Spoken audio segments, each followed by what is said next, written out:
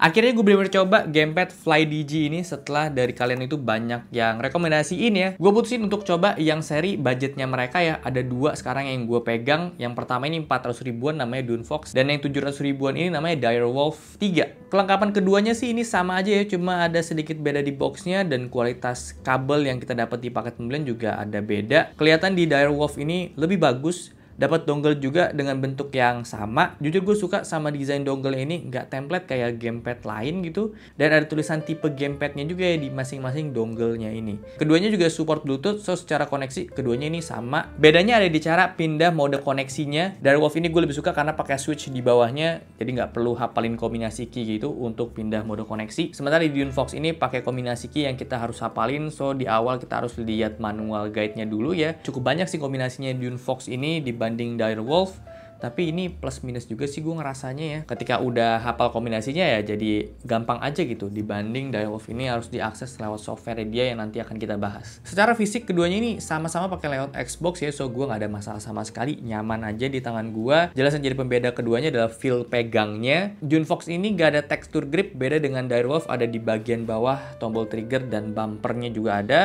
Surface atasnya juga ada sedikit beda, gue ngerasanya Direwolf ini sedikit bertekstur, so secara grip Direwolf ini ya jujur buat gue pribadi ini lebih enak ya. Secara handling keduanya persis ya, nggak ada masalah sama tangan gue secara ukurannya juga.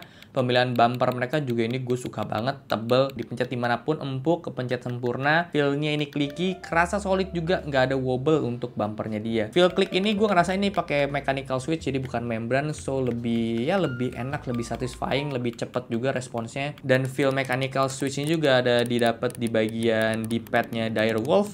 Ini tipe D-pad yang cocok buat kalian emang suka model sirkular ya. Beda dengan yang Dunfox plus gini aja, dan ini pakai membran sih gue ngerasa. ABX ya, keduanya ini secara feel mirip, tapi gue notice di Direwolf ini pas balik itu lebih silent. Ini sesuai sama klaim media sih ya, emang dibilang lebih silent tombolnya tapi tetap kerasa tactile-nya juga. Dan treatment kayak gini menurut gue ya bikin kesan si gamepad itu jadi lebih solid lah. Untuk pencetan buttonnya ini feel yang perlu sedikit effort, nggak se-effortless mechanical switch, dan ini juga travel distance-nya cukup dalam ya gue ngerasanya. Tapi yang penting ini konsisten di 4 buttonnya pun gue udah coba tes pump click cukup lama ya, dan hasilnya tetap sama, mantap.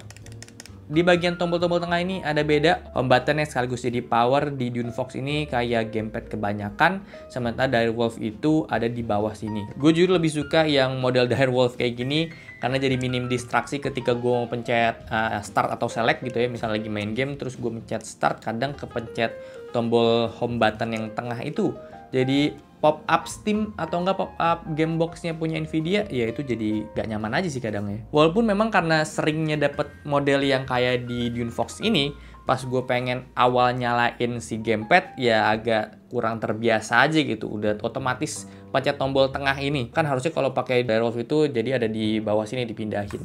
Kadang gue suka kayak gini. Tapi ya ini kebiasaan di awal aja sih. Perbedaan selanjutnya ada di back button. Jujur gue suka banget sama posisinya si Direwolf. Sebelumnya gue ada pegang gamepad lain juga yang ada back buttonnya, tapi back buttonnya itu nggak di pinggir kayak gini, adanya di bagian agak tengah. Dan jujur aja gue bahas juga di videonya pas gue nge-review gamepad itu, gue lebih suka kayak model Direwolf ini di samping karena ya ini lebih natural gitu loh.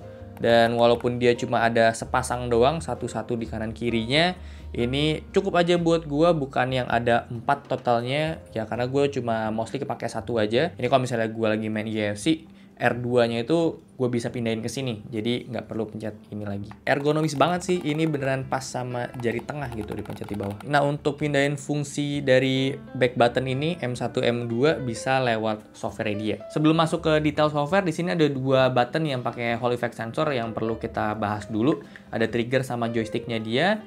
Triggernya ini punya akurasi yang oke banget, resistance-nya juga pas. Beda di keduanya ada di kedalaman aja. Di Dunfox ini lebih dalam, lebih jauh, sementara di Direwolf ini lebih pendek. Jadi ini tergantung sama kebutuhan kalian aja sih. Ya, yang jelas bedanya kalau misalnya lebih dalam gini, lebih jauh, menurut gue cocok untuk main game racing yang casual gitu karena bisa lebih detail. Sementara yang lebih pendek kayak di Direwolf ini cocoknya untuk yang lebih rapid, lebih cepat mainnya, gamenya kayak FPS dan lain-lain. Tapi sayangnya di 2 gamepad ini trigger itu nggak ada switch untuk ganti ke quick trigger supaya lebih pendek kalau main game FPS tuh jauh lebih enak. Tapi solusinya kita bisa setting trigger ini lewat software dia, jadi bisa dipendekin aja. Jadi inputnya bisa lebih cepat kayak pakai quick trigger juga. Bedanya ada di feel-nya aja sih, travel distance-nya tetap ya seperti normal. Cuman dipencet gini tuh dia udah input 1. Tapi ya tetap ada beda di feel-nya sih ya kalau dibanding sama yang ada switch quick trigger-nya. Karena di sini travel distance-nya nggak berubah, tetap kayak gini. Untuk joystick keduanya ini sama-sama pakai Hall effect,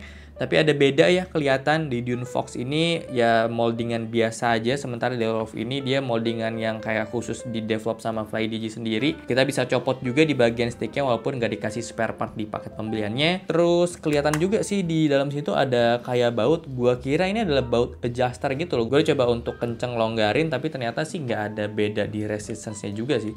Kayak tetap segini-segini aja. Dan anyway untuk di pad dia juga ini sama ya, modulnya bisa dilepas. Tapi ya ini untuk di Direwolf aja. Balik lagi ke joysticknya, secara resistance memang di Direwolf ini lebih membal, lebih solid, lebih kerasa empuk gitu ya. Nah untuk kesamaan keduanya tentu ini bisa diatur lewat software dia dan pengaturannya pun sama. Fitur-fitur yang bisa diatur sama, kayak dead zone bisa diatur, dead zone batas bawah, terus kurva sensitivitasnya juga bisa diatur. Nah perlu di note by default keduanya ini joysticknya itu pakai shape yang square, bukan yang circular. Jadi kita harus ganti dulu kalau misalnya kalian mau pakai yang circular untuk ngetes circularity-nya di 0%. Nah ada beda, untuk di Dune Fox ini ada dua opsi gantinya, bisa lewat kombinasi key atau bisa lewat software-nya dia. Sementara untuk di Direwolf ini gue sih nggak nemu kombinasi key-nya itu pakai apa, jadi harus diubah lewat software. Nah ini yang menurut gue agak plus minus ya, untuk kombinasi key ada atau enggak di sebuah gamepad. Ketika memang udah hafal kombinasinya kita bisa ubah secara cepat aja gitu, nggak perlu kayak Direwolf ini harus diakses lewat software-nya dia. So untuk joystick keduanya aman. So far sih gue nggak ada drifting sama sekali ya. Dan selama ini gue pakai yang Hall effect pun awet-awet aja. Pun kalau misalkan udah pakai lama dan ternyata amit-amit ada sedikit drifting, ini ada peran software juga yang berguna banget. Joysticknya kan bisa diatur tuh untuk dead zone-nya, itu bisa kalian agak tebelin aja. So untuk sensitivity di bawahnya itu nggak terlalu sensitif. Biasanya kan kalau drifting itu gara-gara si analognya agak miring gitu, jadi ke input sedikit ya. So kalau misalnya dead zone-nya ditebelin, ya kalian akan ke input setelah ada pergerakan yang lebih dari si batas dead zone-nya itu. Nah, untuk software jelas lebih lengkap ada di Direwolf ini pengaturannya, karena memang dia udah ada gyro. Kita bisa atur mau aktifin gyro itu pakai tombol apa, dan mau pilih pakai type axis yang kayak gimana juga bisa. Bisa yang XY atau XZ, jadi tergantung sama kebutuhan kalian aja sih. Terus kita bisa targetin juga yang mau digerakin itu analog kiri, analog kanan, keyboard atau mouse, itu bisa. Dan yang paling penting juga software ini nge-save secara onboard di gamepadnya, jadi mau koneksinya berubah pun itu tetap sama ya, settingannya itu nggak berubah. Masih soal software, di sini yang bikin gue impress juga sama software yang FlyDigi, jadi nggak cuma untuk PC aja, di mobile itu ada Android sama iOS, dan di aplikasi itu kita bisa mapping button buat game-game yang nggak support gamepad sekalipun, nggak ribet sama sekali untuk settingnya. Beda dengan software mapping third party yang jujur gue pernah coba dan gue harus nonton tutorial berkali-kali, hasilnya pun nggak berhasil. So menurut gue ini jadi fitur yang sangat-sangat berguna banget buat kalian emang yang main game itu di mobile gitu, di HP, di tab yang OS itu Android atau iOS. So kalian bisa explore game-game lain yang nggak support gamepad pakai si FlyDigi ini lewat aplikasinya dia, dan settingan tuh gampang banget. Plus memang yang ditawarin sama FlyDigi ada di bagian build quality-nya dia solid banget, semua tombol gua bisa appreciate seenak itu, senyaman itu. Handlingnya pun enak walaupun ini nggak ada tekstur grippy-nya dibanding yang Direwolf yang harga 700 ribuan. Tapi ini udah jauh lebih enak dipakainya sih. Terakhir gue ada tes juga untuk polling rate di gamepad ini. Yang Direwolf ini dapat di 1000 Hz maksimal, bisa di-achieve pakai dongle dan kabelnya dia. Untuk di Bluetooth-nya itu dapat di 125 Hz. Sementara untuk Dune Fox itu maksimal di 500 Hz ya, dongle dan kabelnya. Sementara Bluetooth-nya itu di 250 Hz saja. Dengan polling rate-nya yang di 500 Hz pun ini masih aman buat gue main EFC. Secara gue main online pun ini masih oke aja. Gue nggak ada kendala, dan gue nggak bisa terlalu bedain signifikan sih antara 500 Hz sama 1000 Hz polling rate. Yang kerasanya itu ketika lagi pencet tombol secara repetisi dan cepet di gamepad tes aplikasi gitu ya. Yang 500 Hz ini emang kerasa lebih lama dibanding yang 1000 Hz. Tapi kalau misalnya kalian mainnya nggak yang ekstrim cepet-cepet banget gitu, 500 Hz sih gak terlalu ngaruh lah. Balik lagi sama game apa yang kalian mainin gitu. Buat gue pribadi yang paling penting itu analognya nyaman sih ya. Gue tes juga ini minim tremor, minim jitter juga, detailnya dapat, koneksinya pun stabil. Untuk latency di sini agak susah sih ya karena gue nggak ada alatnya, jadi gue masih pakai tangan gue sendiri manual. Dan dimana itu speednya sangat variatif ya, nggak bisa konsisten banget. Tapi gue udah coba tes juga, gue lihat average-nya memang ada sedikit beda. Di polling rate yang lebih kecil itu latensinya sedikit lebih naik ya. Tapi again ya harus pakai alat sih supaya lebih akurat. Oke ya, gitu aja kesimpulannya sih sebetulnya secara budget jujur 400.000 ini gue pakai Dunfox pun udah nyaman banget secara feel pakainya.